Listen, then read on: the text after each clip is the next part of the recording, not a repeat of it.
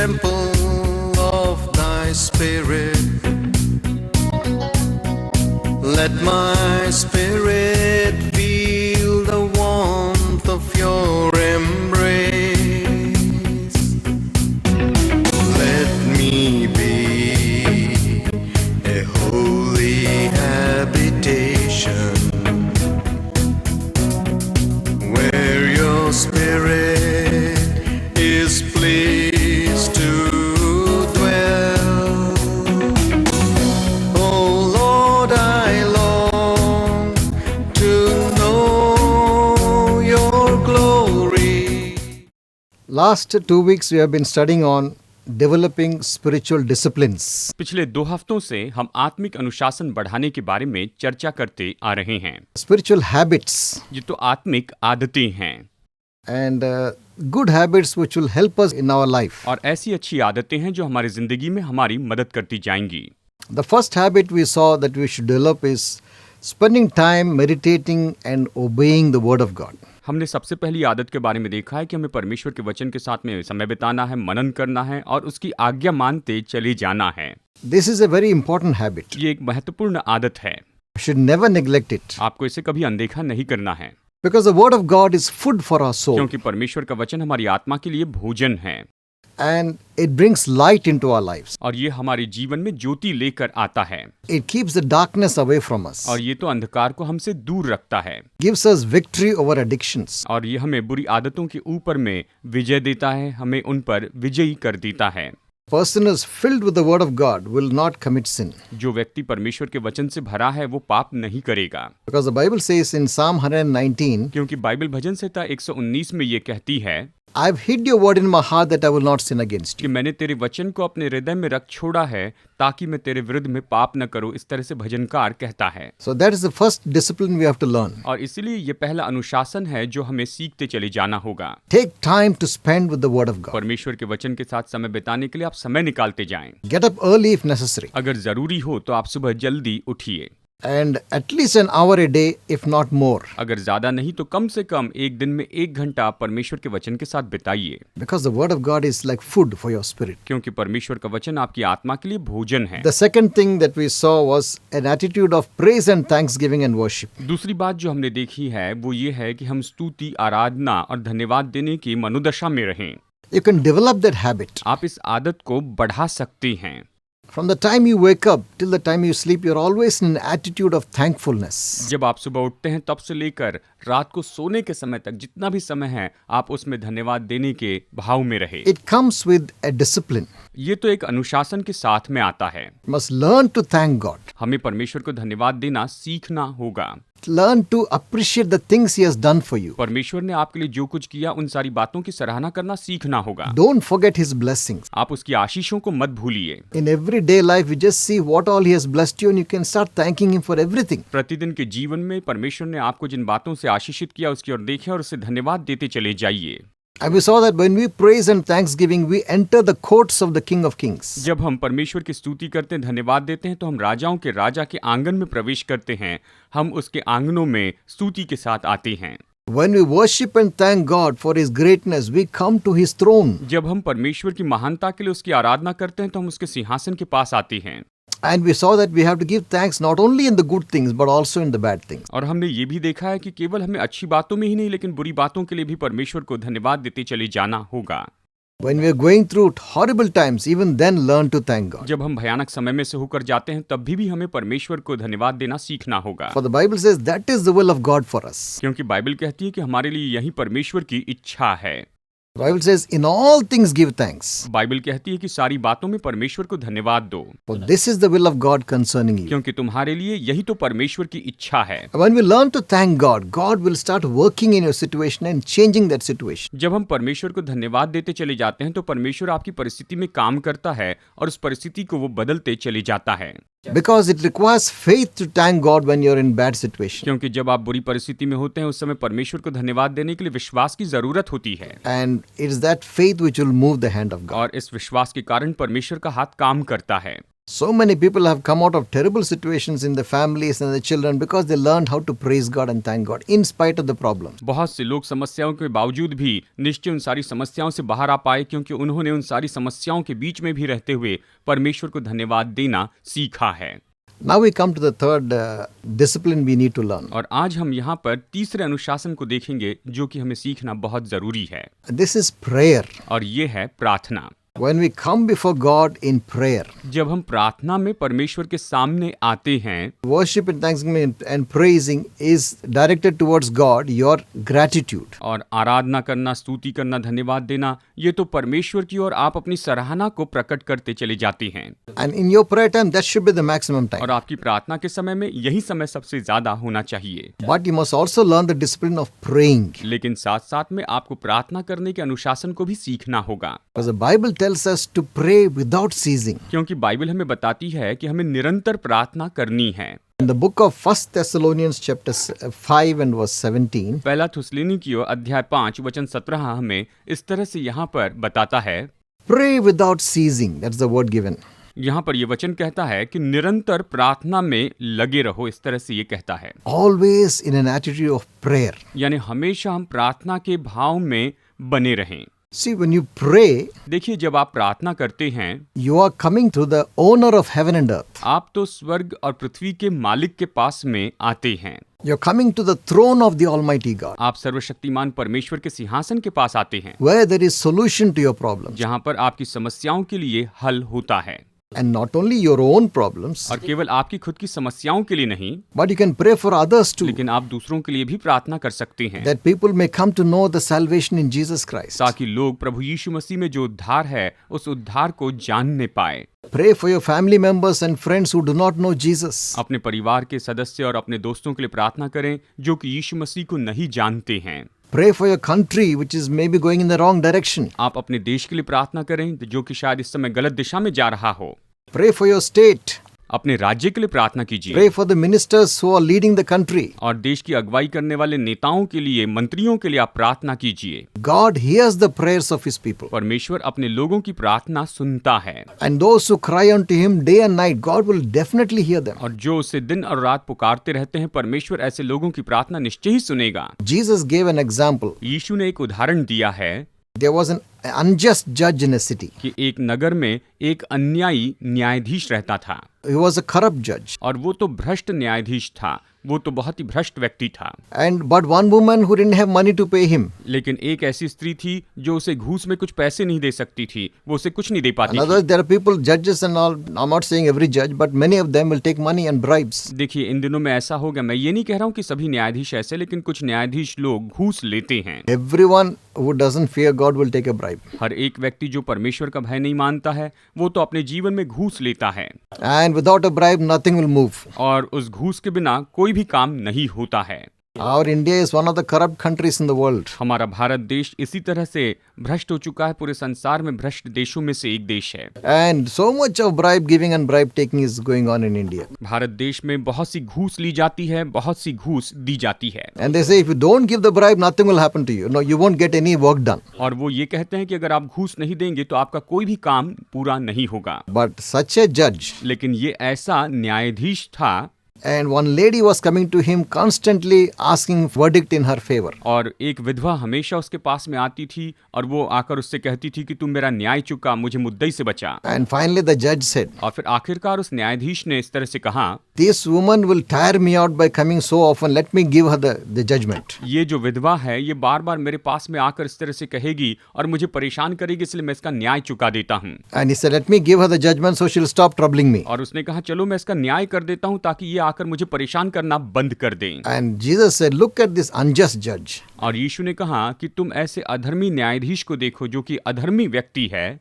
Even he was willing to answer that lady because of the constantly she's troubling him. वो तो उस विधवा को जवाब देने के लिए तैयार है क्योंकि वो तो निरंतर आकर उसे परेशान करती जा रही है। How much more your heavenly Father, तो तुम्हारा स्वर्गीय पिता जो इतना बड़ा है, the righteous judge of all the earth, जो कि पूरी पृथ्वी पर का सबसे धर्मी न्यायाधीश है, वो क्यों ना how much more will he not answer his people who cry day and night unto him? जो लोग उसे दिन रात पुकारते हैं तो वो उन्हें क्यों कर उत्तर न देगा। See, our prayers, when we pray, it comes like incense before God. हमारी प्रार्थना जब हम प्रार्थना करते हैं तो ये परमेश्वर के सामने एक धूप के जैसे आती है। There was a scene in heaven which is recorded by John in the book of Revelation. प्रकाशित वाक्य की किताब में यूहन्ना स्वर्ग के एक दृश्य के बारे में हमें यहाँ पर समझाकर बताता है। The angel was standing before the throne of God. स्वर्गदूत परमेश्वर के सिंहासन के सामने खड़े हैं He had an incense censer in his hand, और स्वर्गदूत के हाथ में वहां पर धूपदान है and he put incense in that censer, और वो उस कोयले के ऊपर धूप डालता है। and the smoke of that incense was going before the throne of God. उस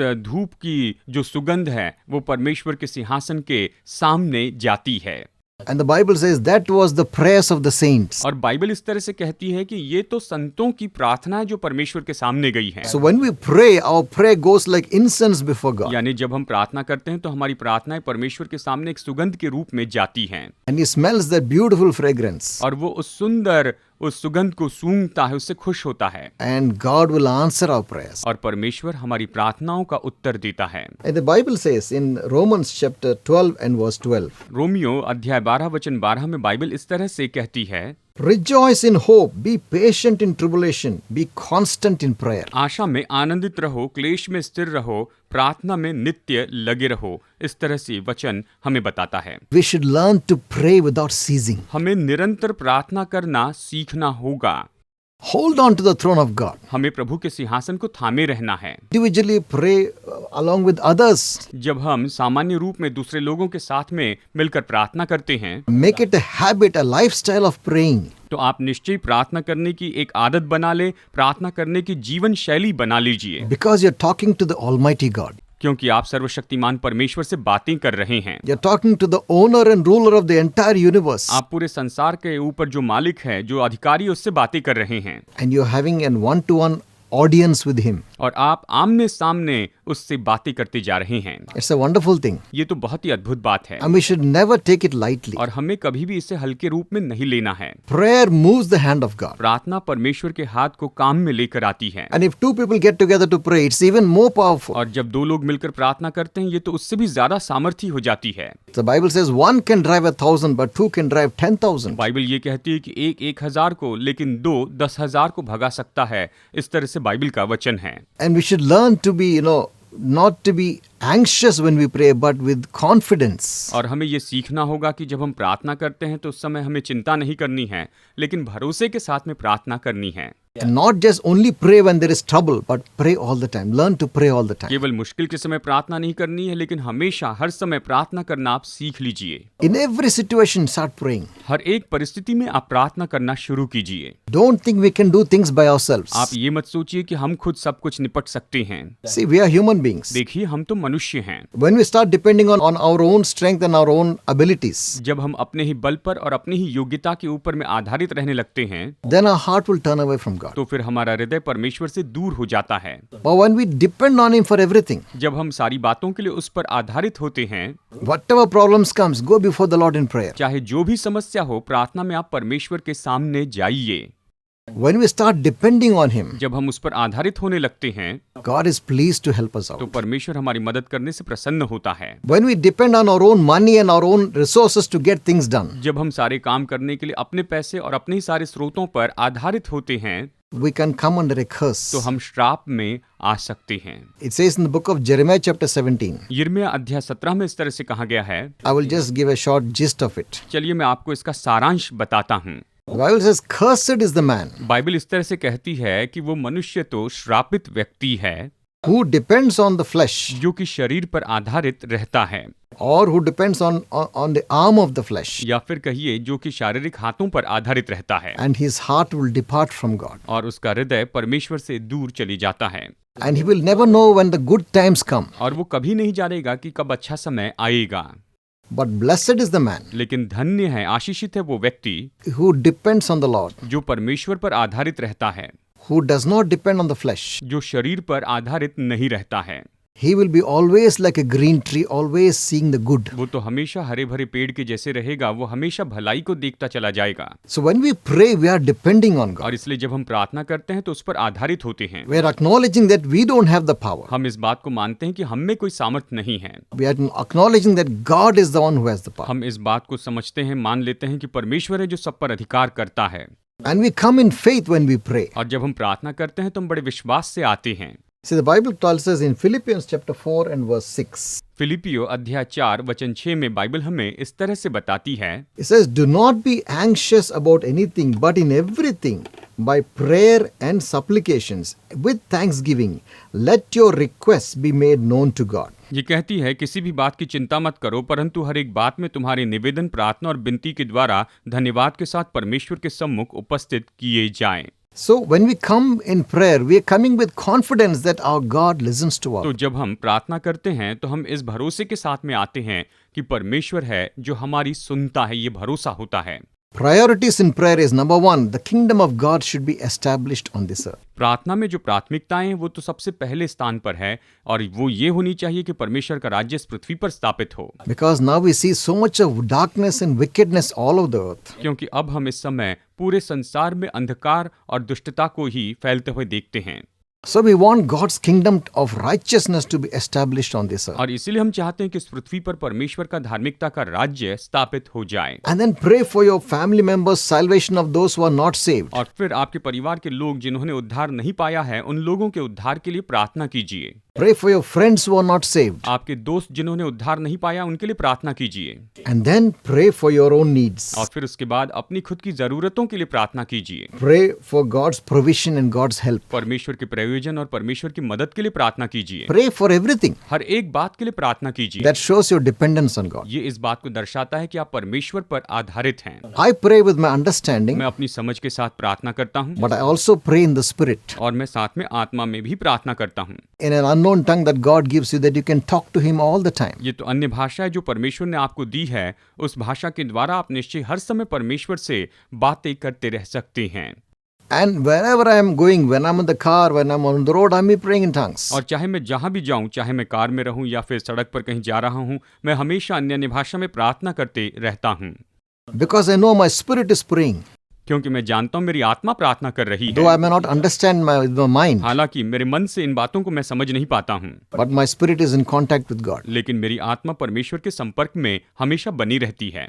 With my mind, there is a certain limit. I can't pray beyond that. मेरा मन तो सीमित है और मैं उसके कारण सीमित प्रार्थना ही कर पाता हूं, But in the spirit, I can pray continuously. लेकिन आत्मा में मैं निरंतर प्रार्थना कर सकता हूं। And whenever I'm driving on the road, if I'm going on a long 2-3 hour journey in the car, I would prefer to be alone. और जब भी मैं कार से 2 या 3 घंटे की ऐसी लंबी यात्रा करता हूं, तो मैं हमेशा अकेले रहने की कोशिश करता हूं। Because I'll be praying full volume in my car. क्योंकि मैं अपनी कार में चिल्लाते हुए, चीखते हुए प्रार्थना करता हूं। I'll put my windows up मैं अपने कांच के शीशे ऊपर चढ़ा देता हूं and go full blast. और पूरे जोर से बोलते हुए मैं परमेश्वर से प्रार्थना करते चले जाता हूं। So I prefer to be alone when I'm driving. I can pray. इसलिए मैं अकेले ड्राइविंग करना पसंद करता हूं ताकि मैं प्रार्थना करते जा सकूं। Somebody is with you, you keep on talking, and time is gone like that. अगर कोई आपके साथ में रहता है तो आप उनसे बातें करते रहते हैं और इस तरह से समय बीतता चला जाता है। No, it's good to have someone you can share the Bible. That's also very good. और अगर कोई आपके साथ में है तो ये अच्छी बात है, आप बाइबल में से उनसे बातें कर सकते हैं। ये बहुत अच्छा होगा कि आप उन्हें बताते चले जाएं। But whenever you have time, take time to pray. Keep talking to God. Keep talking to God. लेकिन जब भी आपके पास में समय होता है तो आप प्रार्थना कीजिए, परमेश्वर से बातें करते रहिए, प्रभु से बातें कीजिए। Make it a habit of praying all the time. हमेशा प्रार्थना करना आप इसे अपनी आदत बना लीजिए। Then you can seriously obey what it says. Pray without ceasing. You can do it. और फिर आप निश्चय गंभीरता से, जैसे ये कहता है कि निरंतर प्रार्थना करो, आप इस तरह से प्रार्थना कर पाएंगे। I will come to the fourth discipline we need to develop. और हमें चौथा अनुशासन जो कि बढ़ाना चाहिए, उसके बारे में मैं अभी आपको बताना चाहता हूँ। This is a discipline I would call a discipline of giving. ये एक ऐसा अनुशासन है जिसे मैं कहता हूँ ये तो देने का अनुशासन है। Most human beings by nature are takers and not givers. बहुत से मनुष्य जो हैं वो तो केवल अपने स्वभाव से लेने वाले हैं, वो तो देने वाले व्यक्ति नहीं हैं। Taking is very easy, but giving is very tight they'll give. देखिए, लेना तो बहुत ही आसान है, लेकिन देने की जब बात आती है तो वो अपने हाथ को बंद रख कर देते हैं। You know, the principle of God's kingdom is not taking but giving. लेकिन परमेश्वर के राज्य का जो सिद्धांत है वो लेना नहीं लेकिन देना है। God himself, the Bible says, God gave his only begotten son because he loved the world so much. Bible कहती है कि परमेश्वर ने जगत से इतना प्रेम रखा कि उसने अपने इकलौते पुत्र को दे दिया। इस तरह से बाइबल हमें बताती है। And if you love God, you have the love of God, you'll also be a giver. और अगर आप परमेश्वर से प्रेम रखने वाले व्यक्ति हैं तो आप भी देने वाले होंगे। Many people are in poverty and lack of finances बहुत से लोग गरीबी में और पैसों की कमी घटी में अपना जीवन जी रहे हैं because they don't give. क्योंकि वो देते नहीं हैं। And what they have is slowly it'll be lost. और जो कुछ भी उनके पास है धीरे धीरे वो खत्म हो जाता है। There is a principle in God's kingdom. परमेश्वर के राज्य में एक सिद्धांत है। I'll just read that principle to you. It's very interesting. एक सिद्धांत मैं आपके लिए पढ़ना चाहता हूँ, ये बहुत ही दिलचस्प है। It is not the world principle. ये तो संसार का सिद्धांत नहीं है। The world principle is save all that you can and keep in the banks, you'll have more. संसार का सिद्धांत ये है कि जितना बचा सकते हो उतना बचाओ, उसे बैंक में रखो तो तुम्हें और भी ज्यादा मिलता चला जाएगा। Or invest in so many things and multiply the money. या फिर बहुत सी बातों में अपने पैसों का निवेश करके रखना और उसे बहुगुणित करते चले जाना। That is the world system. ये तो संसार का सिस्टम है। But in God's system, it's totally different. लेकिन परमेश्वर के सिस्टम में ये तो पूरी तरह से अलग है। Proverbs 11 verse 24. नीति वचन अध्याय 11 वचन 24 इस तरह से कहता है, There is one who scatters and yet increases all the more. And there is one who withholds what is justly due. And yet it results only in poverty. ऐसे हैं जो छितरा देते हैं तो भी उनकी बढ़ती होती है, और ऐसे भी हैं जो यथार्थ से कम देते हैं और इससे उनकी घटती ही होती है। And verse 25 says, The generous man will be prosperous, and he who waters will be watered himself. वचन 25 कहता है, उदार प्राणी हष्टपुष्ट हो जाता है और जो दूसरों की खेती सींचता है उसकी भी सींची जाएगी। This is the principle of God's kingdom. ये तो परमेश्वर के राज्य का सिद्धांत है। You scatter and yet you increase. आप बस छितराते जाते हैं और आप बस बढ़ती पाते हैं। You're a generous person and yet you're increasing. आप तो उदार व्यक्ति हैं, फिर भी आपकी बढ़ोतरी होती चली जाती है, आप बहुत ही उन्नति पाते जाते हैं। If you're a miserly person, अगर आप ऐसे व्यक्ति हैं जो कि बहुत ही कंजूस व्यक्ति हैं, very difficult for you to give anything. तो आपके लिए कुछ भी देना बहुत ही मुश्किल होता। अगर आप ऐसे व्यक्ति हैं You will only end up in poverty तो actually. आप केवल सच में गरीबी में चले जाएंगे। What you have will be stolen or something will go wrong and you lose everything. आपके पास जो कुछ भी है वो तो शायद चुरा लिया जाएगा और ऐसा होगा कि आपके पास कुछ भी नहीं रहेगा। The stock market will crash and then you lose everything. अचानक स्टॉक मार्केट क्रैश हो जाएगा और आप सब कुछ खो बैठेंगे। So many people have committed suicide because stock market has crashed. Stock market नीचे गिर गया, इसके कारण बहुत से लोगों ने आत्महत्या भी की है। They lost all their savings because they put everything in the stock and they lost everything. वो अपनी सारी सेविंग्स खो बैठे क्योंकि उन्होंने स्टॉक में सारा पैसा लगाया और सब कुछ खो बैठे। But when you give to the kingdom of God, when you give to the poor, it is never lost. जब आप परमेश्वर के राज्य के लिए देते हैं, जब आप कंगालों को देते हैं तो ये कभी खोया नहीं जाता। In Proverbs chapter 19 and verse 17, नीति वचन अध्याय 19 वचन 17 हमें इस तरह से बताता है, He who is gracious to a poor man lends to the Lord, and he will repay him for his good deed. जो कंगाल पर अनुग्रह करता है वो यहोवा को उधार देता है और वो अपने इस काम का प्रतिफल पाएगा। You know, whenever I see a poor person on the road begging on the side of the road, जब भी मैं सड़क के किनारे किसी गरीब आदमी को भीख मांगते हुए देखता हूँ and I'm trying to make this a habit, और मैं इसे अपनी आदत बनाने की कोशिश कर रहा हूँ, I will quickly go to a nearby, there are so many places they sell vada, idli and all those things. और मैं तुरंत आसपास की ऐसी जगह पर जाता हूँ जहाँ पर लोग वड़ा या फिर इडली बनाकर बेचते हैं। I'll pack one plate of idli or plate of vada and go and give it to him. मैं उन्हें एक प्लेट इडली या एक प्लेट वड़ा पैक करके जाकर ऐसे लोगों को देता हूँ।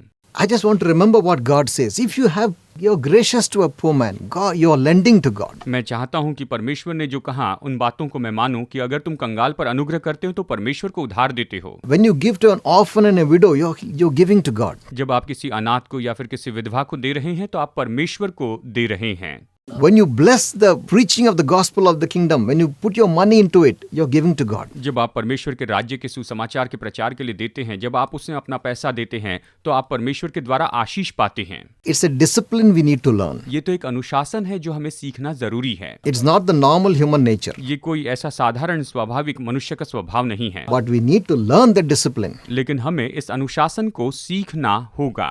And remember, the one who gives is the one who increases. याद रखिए, जो देता है वही तो उन्नति पाता है। The Bible says the one who scatters, he will increase. Bible कहती है कि जो छितराता है वो बढ़ोतरी पाता है, The one who holds back is the one who goes into poverty. लेकिन जो अपने पास थामे रहता है वो तो गरीबी में चले जाता है। Have you come to that Almighty God to whom you can come in prayer every day? Do you know the person? क्या आप प्रतिदिन परमेश्वर के सामने, सर्वशक्तिमान परमेश्वर के सामने आकर प्रार्थना करते हैं? क्या आप परमेश्वर को जानते हैं? Or when you pray, is your prayer just hitting the ceiling and coming back? या फिर जब आप प्रार्थना करते हैं तो क्या आपकी प्रार्थनाएं केवल छत से टकराकर वापस लौटकर आ जाती है, कुछ काम नहीं करती? Or are you just praying to something which cannot hear you, which cannot answer you? या फिर आप ऐसी प्रार्थना कर रहे हैं जिसे न कोई सुन सकता है, न कोई उसे जवाब दे सकता है? Or are you praying to the living God? या फिर आप जीवित परमेश्वर से प्रार्थना कर रहे हैं? There is a God in heaven, स्वर्ग में एक परमेश्वर है and He wants to fellowship with us. और वो हमारे साथ में संगति करना चाहता है। We can talk to Him as a father, हम उससे बातें कर सकते हैं, वो हमारा पिता है।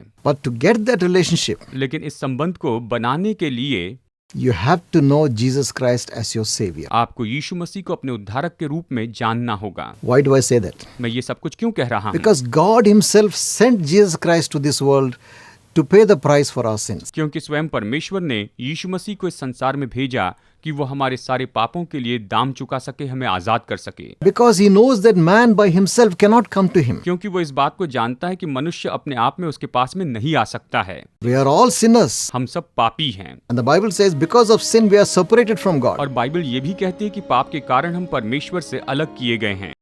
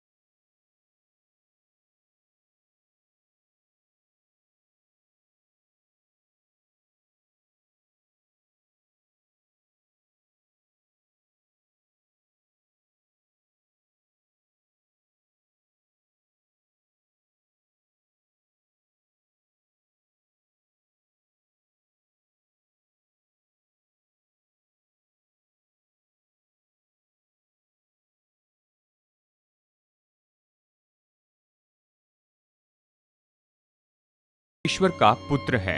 I believe मैं विश्वास करता हूँ that you came to this world कि तू इस संसार में आया, and you died on the cross for my sins. कि तू क्रूस पर मेरे पापों के लिए मर गया।